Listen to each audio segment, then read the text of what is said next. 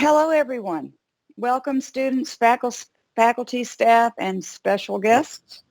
I'm Dr. Thompson, the Associate Dean of the College of Business, and I do want to acknowledge that these are strange times and very stressful. I was just talking with some of the group earlier about a report I heard this morning. You know, we think we have problems. There was an astronaut in space, and she was looking down at the world. And when she left the world 10 months ago, it was normal. And when she returns on Friday, it's going to be very different. And she also has to be in quarantine normally under normal conditions when she returns from a flight. But this is going to be a little bit of a different quarantine, I'm afraid. So anyway, I think we all have our unique stories to tell. I hope that you and your families are well, and we will get through this. So thank you for joining us for our inaugural virtual Jim Wood Speaker series. Speaker is Geoff Fulton, and I'll tell you a little bit more about him in just a minute. I'm here to introduce the speaker, to moderate questions and the general flow of the program. We do have some other elves behind the curtain. We have Brian Roberts, who is our campus videographer. And by the way, we are recording this in case you have friends and family who missed it and would like to tune in later. We also have Dolores Cox, who is our operations manager at in the College of Business, and she is helping us by monitoring the team meeting on the technical side, you know, the chat log and so on. Please mute yourself and turn your video off as you enter the meeting. That will just cut down on the chatter and the extra noise. It will also save your batteries. Please put your questions up on the chat log. We're going to monitor those. And then when Mr. Fulton finishes, we will also, I will facilitate a Q&A at the end and give you some tips on how we can do that. We will try to get to all of your questions. But let's not forget why we are here. We're here to listen not to me, but to Geoff Fulton, our speaker. He is going to speak for about 30 minutes plus Q&A. So we think in an hour certainly will be done. And of course, at the end of his presentation, we'll have a Q&A session for about 20 minutes. So to get us started, let me share some impressions of Geoff. I have been so pleased to work with Geoff over the past few years. He's a big fan of the College of Business and has participated in job fairs, mentoring, and many other career spine and college events many, many times. As you can see from his bio, he's a business owner and an accountant with an impressive career. As I've gotten to know Geoff, I realize how approachable and real he is. He destroys the accountant stereotype. No offense. He's very personable and friendly, but very serious about professionalism and high standards. I think that's a perfect combination. Personally, I have at least two things in common with Geoff. A love for soccer, as many of you may know, a big Atlanta United fan, but also at the local level, and also for long-distance running. Even in this time of confinement, I'm running, and I know he is too. So without further ado, please join me in welcoming Geoff Fulton, partner at Fulton and Kozak. Take it away, Geoff. All right. Well, thank you, Margaret. Hello, all you cool cats and kittens out there in the virtual world. It's really an honor to be part of this. Really an honor to be part of the virtual, the inaugural virtual Jim Wood Speakers series, and it's really an honor to be part of the Jim Wood Speaker Series in particular for me, because I had the pleasure of knowing Jim Wood.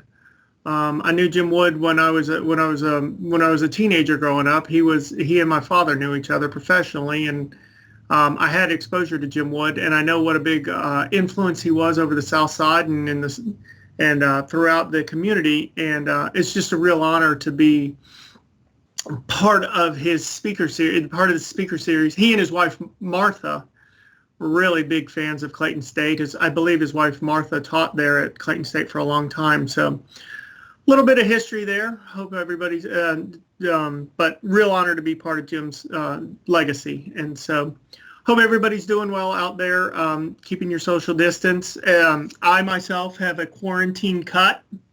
My hair is not normally like that, but my barber was not available and my hair was in my eyes. So what do? You just shave it off. It'll grow back. I did not think far enough ahead to think that I might be doing this on a webcam. So please excuse my fuzzy egg-shaped head. A little bit about myself. I'm going to flesh out a little bit more about than Margaret had there. So Margaret's right. I'm a business owner. We've got about a 20-person CPA firm, not too far from the college. There, we're just the other side of the interstate on Highway 54 from Clayton State. I hire a lot of people from Clayton State over the years. Really have appreciated our time with Clayton State. So Clayton State puts out some really good, really quality students. And you guys should all be proud to be part of the Laker Nation over there. Think a lot about what they've done and what that Clayton State has become over there. So a little bit about me. I actually let's hear now, I graduated from Berry College. However, during my collegiate career, I did take 2 classes at Clayton State. So I can kind of take a little, I can be included in that Laker Nation a little bit. In addition, while I was in college, I also served in the Marine Corps Reserves. I fought in the First Persian Gulf War, Desert Storm, Desert Shield. After I graduated from Berry College, I worked at one of the big 4 accounting firms downtown. I found that to be a grind. Very, very rewarding work, very, very rewarding work, but also very demanding. Worked with some of the smartest people around, and we worked 60, 70, 80-hour weeks. But that's not conducive to having a family. You know, it wasn't conducive to my ideal of what a family life would be. So I left there. I worked in industry for a couple of years, and then I came down and worked for my father for about 5 or 6 years. I convinced my college roommate, who was also an accounting major, I convinced him to come down here and work for my father. And then about 15 years ago, my college roommate and I bought my father out. And so it's a nice story, and it's a nice story, and it's almost as nice in practice as it really as it is in real life. My dad still comes in every day. He works till he gets tired, and so it's real nice working with my father in the professional world here. Very very rewarding to do that, but it's also rewarding to see the new generation come along. So kids your age. I myself have a daughter who's 21 and a son who's 18. And so it's very rewarding to see them develop, but it's very rewarding to run across the bright young scholars that are coming out of Clayton State and other colleges and universities throughout the Southeast. And it's very rewarding. So, you know, I thought I would talk about, I'd talk about what, I'll talk about the recruiting process a little bit, because I know that is probably paramount on your mind, and especially in these times. There are several, there's not a biggest thing when it comes to recruiting. You really want to find a company that fits for you rather than, just trying to find a job. And I get it. Sometimes you just have to find a job, but remember, even in these times of real uncertainty, there's a lot of opportunities out there.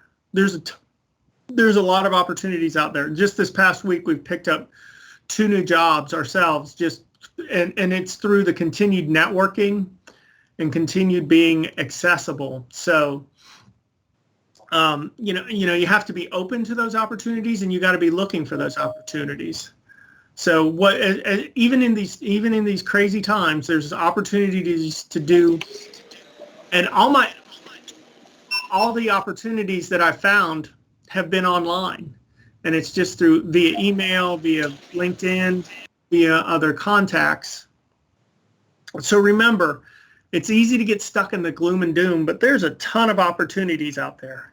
Slow your life down a little bit, be curious, be disciplined, enjoy the simple things, but really be on the lookout for opportunities because they're out there. In the recruiting process, it's all about networking. Your resume gets you in the door, but what really gets you hooked in, and what really is going to be your ability to network and your ability to go through the interview process well. When you're going through the interview process, it's natural to be very nervous in that process. But you need to keep in mind that you are interviewing the company as much as they are interviewing you. And if you keep that in mind in terms of, wait, I want to make sure that they're the right fit for me versus, oh, please let me get a job, I think you'll find the interview process to be much more rewarding. Remember, when you go into an interview, make sure you've researched it and make sure that you've researched the company. I'm much more receptive when I get a personalized email or a personalized cover letter than when I just get a blanket, dear HR manager, or dear hiring person, or dear Fulton and Kozak. I think it's a nice touch when someone takes the time to say, dear Mr. Fulton, I'm very interested in your company. I noticed on your website that you do, auditing. I noticed on your website that you were a former chairman of the Ethics and Grievance Committee. Something along those lines. So when you go through the interview process, when you're going through the recruiting process, start early. Start early in the interview and recruiting process in getting to know your company that you're interested in. And a lot of them, all the companies have different policies and procedures and protocols to follow, but as soon as you can, try and make a connection with your interviewer. Don't just, people hire people that they like. And, so you've got to make a connection.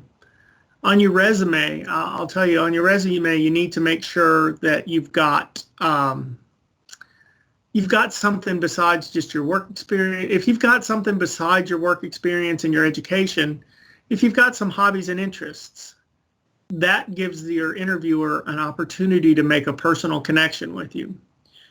If you're a gamer, or if you are a runner, or if you're an athlete, or if if there's particular books that you like.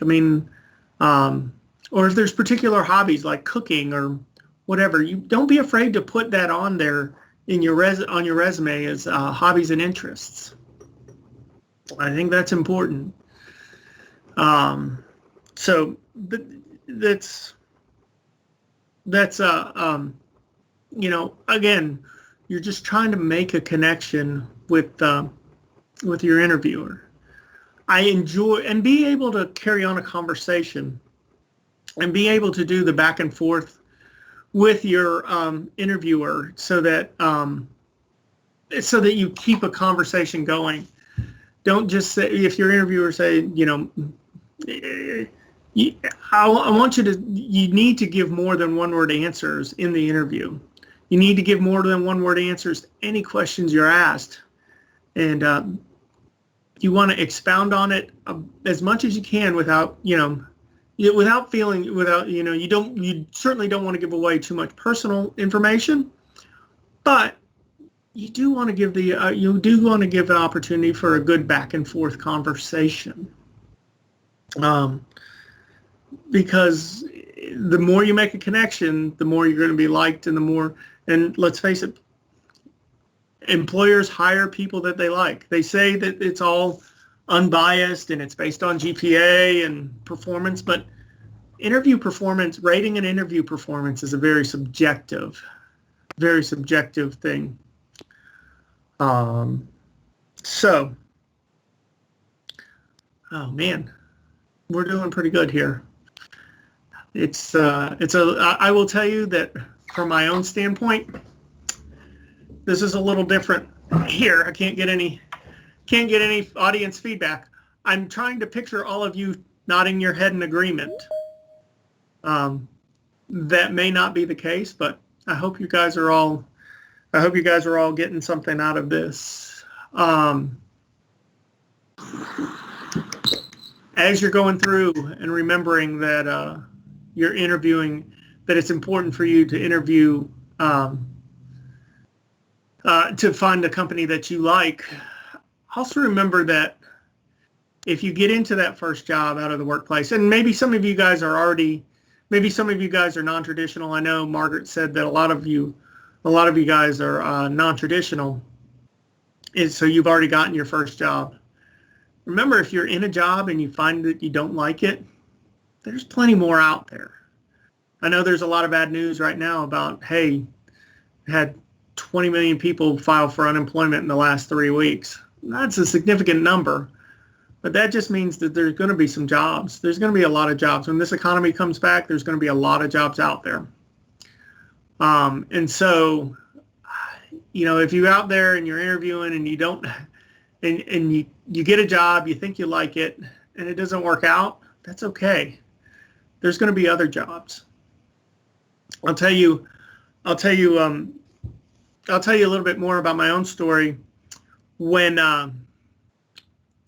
right before I came down to work with my dad here in Morrow at our accounting firm, the job I had immediately before this job, I got fired from. And it was the best thing that could have ever happened to me. I had been in my career maybe 7 or 8 years, and I was at a job for 2 years, and it wasn't the right job for me. And I wish I had, in looking back, the thing that I wish I had done differently is recognize on my own that I was unhappy in that job, rather than, as a 28, 29-year-old kid, I just, I didn't do my best. And the employer recognized that, and they went ahead and fired me. And so it was a very humbling experience to have to call my dad up and say, hey, I just got fired. Have you got a job down here for me? And fortunately, he did. I got fired in February. It's busy season. Accountants always have jobs in February. And the rest is history. So, there's going to be challenges out there. Be self-aware. Check yourself. If you're going to work every day and you're like, I don't like this, or I'm not looking forward to this, you may want to consider finding another job. Or there's other opportunities, or finding another opportunity within the company that you're working. That's a difficult road. That's a difficult thing to do, but I think it's important to remember as you go through this that if you don't like your job, you can find another job. Let's see, what else do I have written down for you guys here? I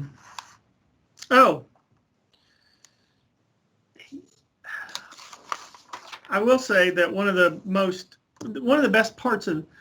best things that you guys can do right now while you're in college, and I know these are going to be hard to come by too, but one of the best things that you guys can do while you're in college is to find an internship. In whatever your chosen field. Internships are a valuable way, and even if you don't get paid much during the internship, it's a great way to build your network. So,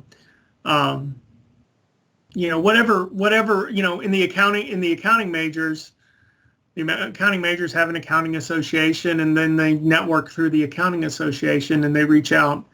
But I'm sure, with management, they have an association. The nurses have an association. I believe that all the different disciplines have some sort of student organization that feeds into the professional world.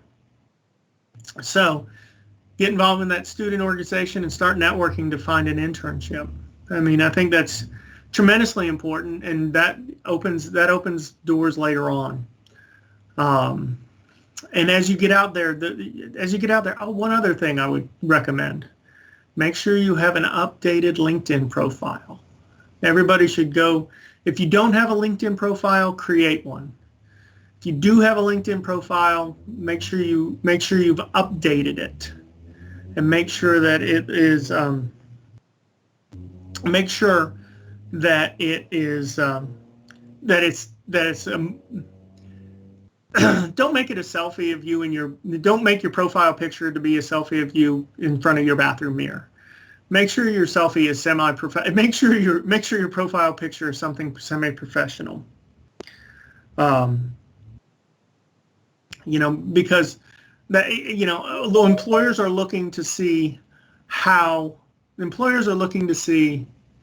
you present yourself. And LinkedIn is the first place a lot of people go. And then they go to your Instagram, and then they go to your Facebook, and then they go to whatever you guys have, whatever you crazy kids have these days, TikTok, whatever else. Be careful. You're always being, it's always about how you're presenting yourself. Your potential employers are going to look at that. I'll tell you from our own firm's standpoint, when we get somebody's resume and somebody's who's interested, we've got somebody who does the cyber stalking for us, and they'll be like, no, don't hire this person, or yes, they'll be acceptable. They'll fit in. It just happens, and that happens at all levels. If you're caught doing doing something crazy, you may want to lock that down so that only you and your friends can see it.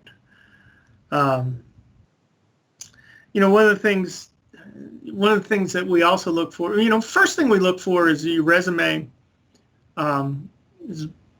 We prefer it to be on one page. More than one page is too much. Just you're early on in your career, you probably only need a one-page resume. As you go into your interviews, remember your resume's got to tell a story, and you have to tell a story. So don't come in and tell me that you're hardworking, you're always on time, you're hardworking and dependable. In my nearly 30 years in the working world, I've never had anybody, and I've been involved in interviews since the first 6 months. I've never had anybody say, kind of lazy. And, some days I don't even show up. I've always had everybody says they're dependable and can get along with everybody. And if they don't, if you're going to lunch with one of the staff and you say, hey, can we all agree on a vape flavor for the office, like cake batter or something? It's a huge mistake. Huge mistake. Don't do that early on. Figure out what the lay of the land is before you can decide whether or not you want to vape at the office. That actually happened. Once we had an interviewee come in. She had a great interview with me. She went to lunch with our staff. Our staff came back and said they were talking about that she was talking about coming up with a vape flavor for the office. And that was a big turnoff for us because none of us vape here. I don't care if you do on your own time. I don't care if you vape, take a break to vape, but we're not going to do it in the office.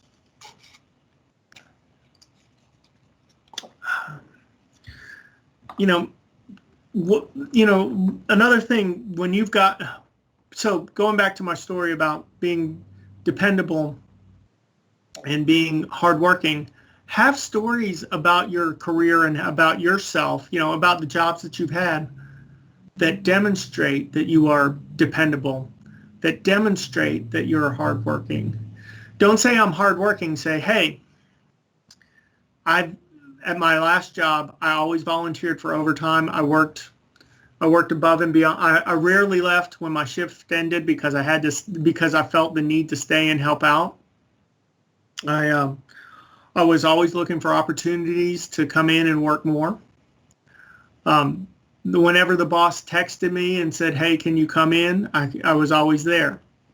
So those are the types of things that you do instead of saying, hey, I'm hardworking and dependable. You demonstrate through that. And then they'll be able to call your references and then they can verify that. So let's see. I can't stress enough how important networking is. Can't stress enough. Extracurriculars are important. You need to have some sort of extracurriculars, and I don't care if it's intramurals. I don't care if it's a book club. I don't care what it is, but you need to have some sort of interest outside of school, and you need to be able to. It just demonstrates that you can interact. So. And see, our time is running short here, and I want to leave time for Q&A, but I'll leave you guys with this, and you guys should all write this down or you should all write this down or break out your phone and type it into your phone. And what I'm going to leave you with is the best question. In the interview process, I ask a lot of questions. And then when I finish asking all the questions, I ask them if they've got questions, the interviewee, if they've got questions. The best question I've ever got is this, and so key point, make sure you type this in, write it down, whatever you got to do. The question is, what do first-year students do? What do first-year employees do? What do the high-performing first-year employees do to differentiate themselves from the others? And the first time I heard that question, it blew me away because I had to sit there and think, well, what do those first year employees do? And then I thought, wow, this person wants to be a high achieving employee. So yeah, that's a great question. It is. Yeah. So I do have some questions. Brian, I'm feeling a little echo. Is that something I'm doing wrong? It's from Geoff. Sorry. Geoff. Okay, like that. Okay, so I went ahead and put a question up on the chat log for you, Geoff. And it says, how has your company changed in the current environment as a result of COVID-19? And sort of a follow-up, how have you adapted and how do you think this may impact business as we move forward and back to normal? Okay, you're muted. Brian, can you unmute him? I can't. He has to unmute himself. I unmuted it. Sorry. I wanted to turned down my volume. Are you still getting the feedback, Margaret? I'm not. Okay. I turned down my volume. So that's a great question. In this environment, the first thing we did was learn to work remotely. We are fortunate that we're in an industry that works remotely. People like Kroger and those folks, they cannot work remotely. One of my favorite clients is right up there by the college. It's an appliance parts store. They can't work remotely. Home Depot can't work remotely, but they've all taken steps to address this. Our particular firm moved everybody to an at-home environment. We have a skeleton crew coming into our office every day. Today was my day to come into the office.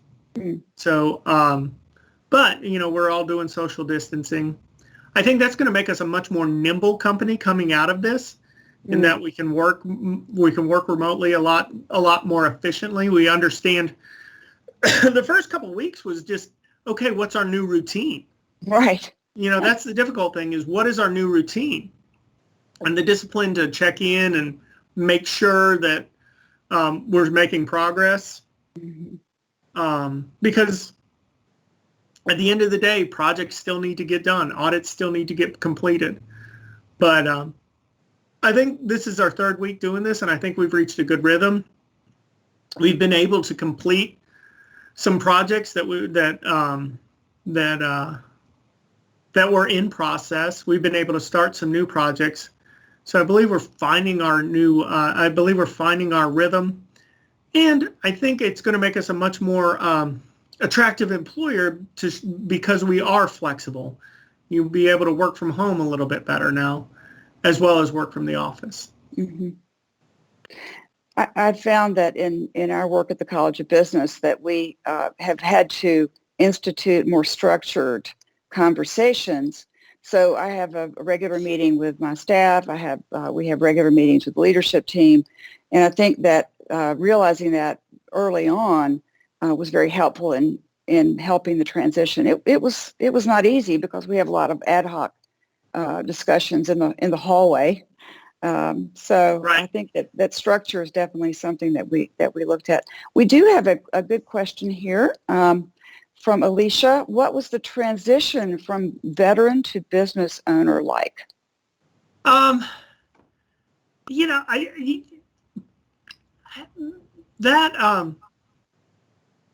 a good question. I never really thought of it that way.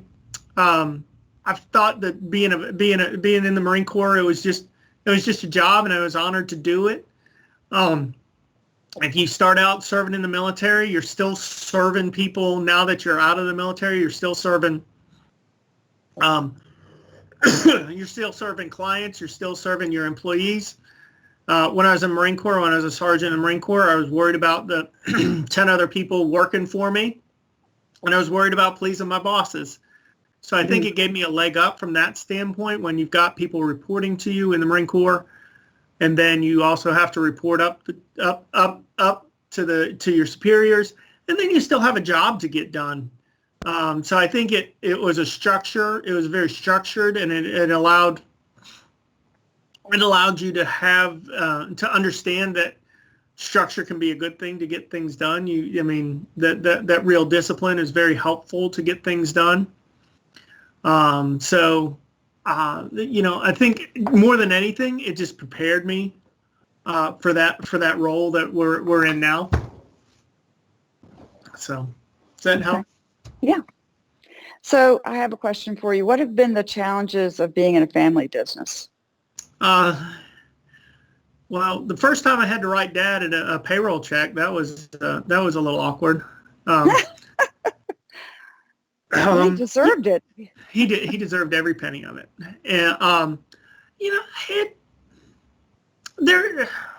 the family business has always been around. It's always been around. I grew up in the family business. I grew up talking to Dad about business, and it gave me a lot of opportunities to meet a lot of great people in the community that I might not otherwise meet. For instance, Jim Wood. And I believe I've had the opportunity to meet every single Clayton State president since the late 70s. Wasn't Bo Skinner? Or that was before my time, so I don't know. Yeah. So I believe I've met nearly every president of the and as well as the local banking community and local attorneys. That family business that I grew up in has been a great opportunity to meet people. That's just been my experience. What I see in other family businesses is that you don't have to adapt to a different culture. You understand the culture because some of the successful businesses that I've seen around here that are on their second and third generations, either up at the farmers market or down in Jonesboro, those guys, they already understood they had a common language, they had a common understanding of the values, and they had a common culture. And I think that's important to have a family. I mean, that's one of the benefits of being in a family business is you have that common culture, you have that common language, and you have those common values, and they're understood. Right. And then it's a matter of communicating it to the employees who are coming in. And of course, in any company, that's important, and you have to be more intentional about it. It's not as I guess, built in as it would be in a family business, but that culture is very, very important. That's right. So one of the things, yeah. I'll let me piggyback on that. One of the things that we've done, we've taken here to help communicate those values and help communicate those the language of success and the common culture is we've taken to doing offsite strategic meetings 3 or 4 times a year, including one out of state every year, where we have just a retreat for everybody. Which was canceled this year, I think. It was canceled this year, but last year we went up to Michigan, flew everybody up to Traverse City, Michigan, and we participated in a retreat up there. And we found that was very beneficial. We got to communicate our mission statement again and get buy-in from our employees for that standpoint. So our employees know what we stand for, and they can decide if they want to buy in or not. And for the most part, they bought in. And you want to be in an organization that you can buy into their value, to the values of the organization. Okay, thank you. We've got some great questions coming in here. I'll just keep on going down the list. Would you, Tobias has asked, would you recommend working for one of the big 4? Absolutely. I'd recommend doing it. You can always, if you can start out there, or even if you get a job later on down the road, working for the big 4 is a great opportunity. You're working with some of the smartest people in the world. You're working with some of the hardest working people in the world, and you can decide how long you want to ride that train. So maybe you'll thrive in that environment. And maybe you'll thrive in that environment and decide that, hey, I'm done after a couple of years. I decided I was done after 3 years. Mm-hmm. But I know I've still got some great friends from there.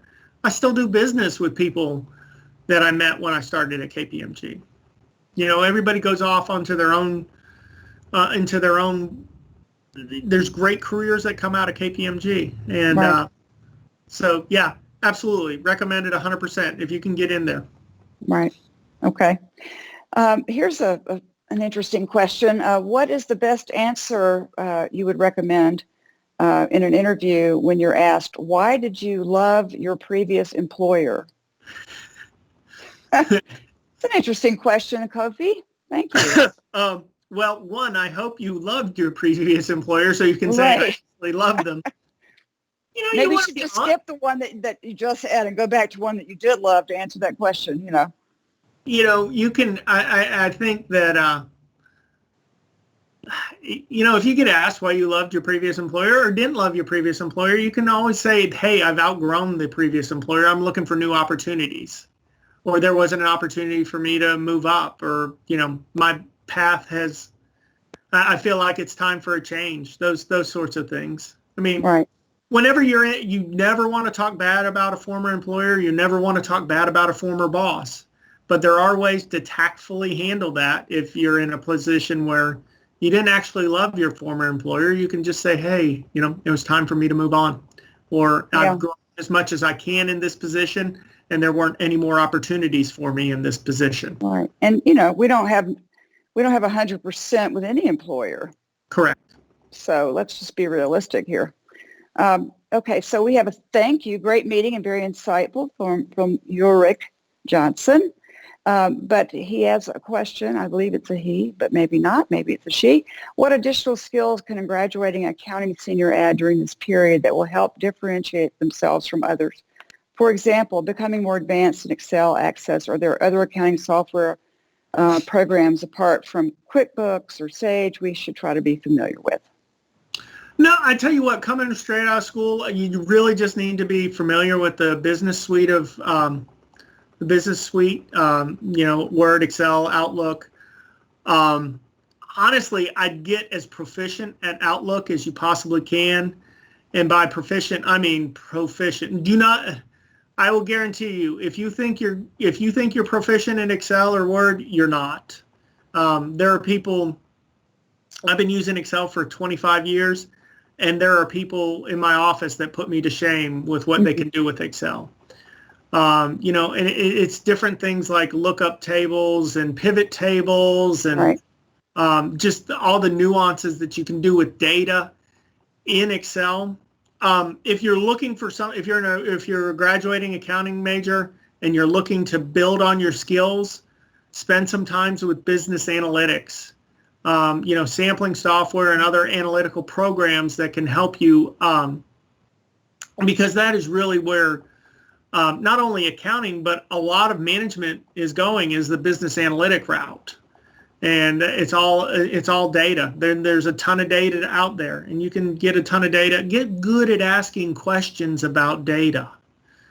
Right. That, look at a question and look at a bunch of data and say, okay, what is this data telling me? That's how you can use your time wisely during this shutdown to try and build your business analytic skills, and what kind of questions you should be asking yourself as you're looking at as you're looking at data. Yeah. This is the time to get training and get more education. It's time for that MBA or a second master's degree in strategic leadership development. Right. Just always want to have a plug here. Right. We do have some more good questions. I'll take a few more. We have some people asking about starting a business and sort of what would you need in place. This person, Alicia, is asking about the 4 basic things. There may be more or fewer than that, I'm not sure, that you need to start a business if you're an aspiring entrepreneur.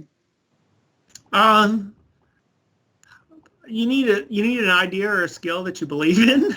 I mean, did she name 4 of them, or do I need to come up with them for her? No, I think you can answer this however you like. Okay, so I'd say Yes. you need an idea or a skill that you believe in. You need some good advisors around you. You need a good network, and you don't necessarily.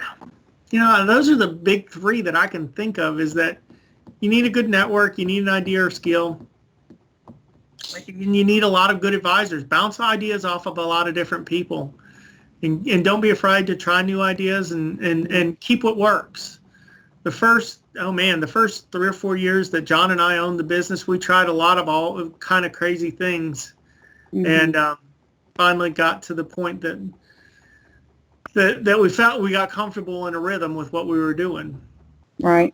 So, and then even as you move on as a business owner, you have to adapt you have to keep your ear open to what your employees are looking for and what your customers are looking for. Mainly both your customers, and they're equally as important. Okay. A few more questions here. Let's see. Talk a little bit about your hiring situation in general. How does it work? Do people usually get internships first? Do they need to have a CPA? Or do you do any in-house training? Oh, we don't expect our new hires to know anything. We want them to know how to learn, and that's all we want them to pick up all their bad habits from us. We want to teach them their bad habits and their good habits. I think it's important that, you just need to be able to demonstrate that you can learn. No, you do not have to have a CPA. As a matter of fact, it's very difficult to have a CPA before you join an accounting firm, because you got to start somewhere. So we do not expect our new starts to have their CPA. As a matter of fact, we've got programs to help them get their CPA. And we got financial assistance for their CPA. We just expect our new starts to come in with an open mind and eagerness to learn. You have to be able to take critical feedback, and so that's the tough thing. Is you're gonna be, even if you're a straight A student and you've gotten A's your whole life, and you come in here, you're going to get a lot of critical feedback because you don't know what we do, you don't know how we do it, and so you have to have a thick skin right off the bat as well. Okay. I think that's also sounds like some curiosity and the ability to ask good questions would be something that you're looking for in a new hire. Okay. I'm going to ask a couple of questions here. So what is the best thing about the career choice that you've made for you? What do you like the most? Well, and the least. I think everything has pros and cons. Obviously, the career choice for me is the best thing about the career choice was I was very lucky that at an early age I knew I wanted to be an accountant because Dad was an accountant and I wanted to be like my dad. They're very, very lucky in that regard. I understand that most people that is a very unusual, very, very unusual career path for you, right, for people. I will say that I enjoy being a small business owner in a local community. I'm 2 miles from my high school. I went to Jonesboro High School. Our office is 2 miles from our high school. I enjoy being a part of the community. Even when I was an employee of my dad, I enjoyed being a part of the community. Just it helps weave in the fabric of the community. I think that's what I enjoy. And I enjoy helping people. I mean, there's a reason I'm an accountant and not, say a plumber. It's because I can't change out, I can plunge a toilet, but I can't change it. If I've got a water leak at the house, I'm calling a plumber.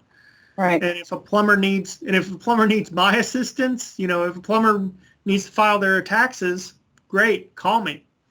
So, I mean, I think it helps to know you. So I'm really thankful that I've got to know what I was good at early on and have kind of embraced it. Yeah. So there are a couple of questions about internships. Okay. How can you apply? And I'm going to answer that with an answer of my own. Michael Smith, an instructor in the College of Business, is also our internship coordinator. So that's probably the best place to start. But what kinds of opportunities do you have for international students in terms of internships? That may be a very difficult question to answer right now with all of the different regulations and challenges of our international students in general. But what have you done so far in that area? Well, I'll tell you, I mean, so for an internship, you've asked a lot of questions there, and I'll try and unpeel them one at a time. Okay. We have the opportunity to hire interns. We probably hire 4 or 5 interns. 4 or 5 interns are new starts a year. So we probably hire 3 or 4 in busy season, which is January through April, and then we hire 1 or 2 over the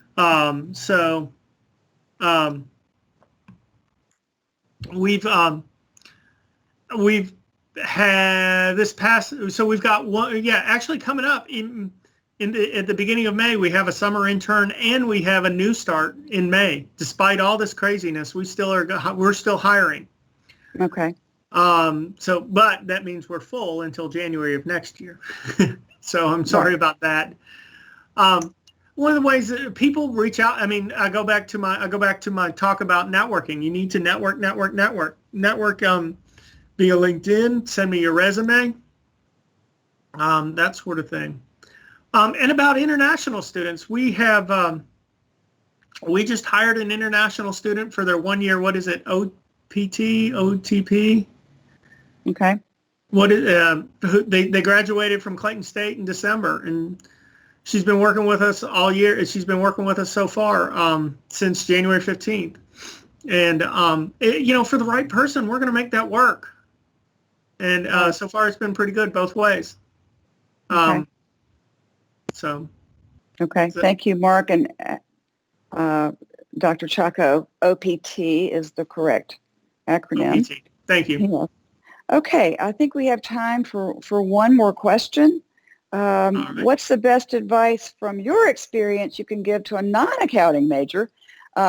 We've talked a lot about accounting, but I think many of these things can be applied to any graduate in any area. I'm assuming you do have some non-accounting workers in your business. We do. But I mean, the best advice I can give to a non-accountant, I mean, just to a non-accounting major person is to network. I mean, I can't stress the networking portion enough. One of my favorite quotes, and I don't know, it gets attributed to different people all the time. Sometimes it gets attributed to Richard Branson. Sometimes it gets attributed to Mark Cuban. But it's your network is your net worth. You Right. really, it's just a variation on the phrase, it's not what you know, it's who you know. Mm-hmm. And that's not entirely true. It's who you know, but it's also what you know. I mean, and it's who you can demonstrate it to. Right. So, and who's going to listen to you when you talk about it? Because if you don't know them, then you won't even have audience with them. That's right. So, I mean, build those networking relationships early on. Build them early on. Build them with your college friends. I met my college roommate. I met my business partner 32 years ago as freshmen at Berry College. Right. So we didn't know it at the time, but we were networking. Here we are 32 years later, we're still together. Right. But that networking is so crucial because there's always going to be somebody, because you're going to be able to learn from other people's, you're going to be able to learn from your peers' experiences. You're going to be able to learn, they may know about opportunities that you don't know about, and you may be able to present them with opportunities that they don't know about. Exactly. And just always kind of pay it forward. Yeah. You never know who's going to be important. That's right. Okay, so I'm going to have to call it a day, right. But I did want to thank you so much. And in a normal, if there is a normal anymore, a face-to-face Jim Wood Speaker Series event, we always present our speaker with a useful or beautiful gift from the College of Business. And unfortunately, we can't do that today because we don't understand how Harry Potter did it yet. Going through the anyway, I don't remember what that thing's called. What's it called? Somebody's going to tell me. Anyway, but we do have something at the College of Business waiting for you. I'm sure we'll see you. I look forward to seeing you at some point in the future, sooner than later. But we thank you so much for doing this with us. And I think that going forward, we'll do a debrief. I think there's probably some ways that we can tweak this and make it even better. But we appreciate you so much. Well, thank you. And probably the best gift you could give me is don't make my egghead a meme. Okay. Don't worry, we won't. Let's not make a meme out of this show. What? If you hadn't mentioned it, we wouldn't have even paid attention. Jacob? Thank you, Geoff. I was just listening to what you have to say, but I want to really thank you for providing the opportunities for our students, both in terms of internships and jobs.